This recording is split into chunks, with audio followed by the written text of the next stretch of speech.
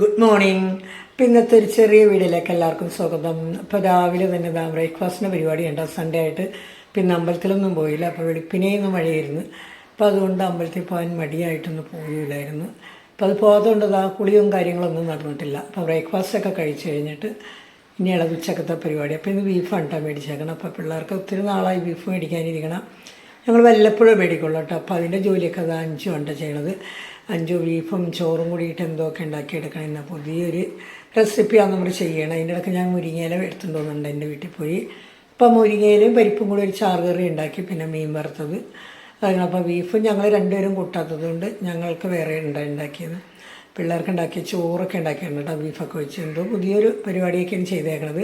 അതിൻ്റെ ഇടയ്ക്ക് ഞാൻ നെല്ലിക്ക ചമ്മന്തി ഉണ്ടാക്കി, ഉള്ളിയും ഇടിച്ച മുളകൊക്കെ ഇട്ട്. അങ്ങനെ എൻ്റെ കുളിയും കാര്യങ്ങളൊക്കെ കഴിഞ്ഞു വന്നതാണ്. ഞങ്ങളെല്ലാവരും കൂടി ചോറിനിരുന്ന് ഊണൊക്കെ കഴിഞ്ഞ് തൂക്കലും തുടക്കലും ഒക്കെ കഴിഞ്ഞിട്ട് ഇനി റെസ്റ്റ് എടുക്കണം. അവിടെ കുറച്ച് നേരത്തൊക്കെ ചെയ്താലും ഇനി 6 മണി വരെയൊക്കെ റെസ്റ്റ് അണിഞ്ഞ് അത് കഴിഞ്ഞിട്ടാണ് അടുത്ത് ചായ ഉണ്ടാക്കലും വിളക്കെത്തിക്കലും പരിപാടിയൊക്കെ. അപ്പോൾ ഇന്നത്തെ ഒരു ചെറിയ വീഡിയോ ഇത്രയുള്ളൂ. ഇഷ്ടമായി എല്ലാവരും ഒന്ന് ലൈക്കും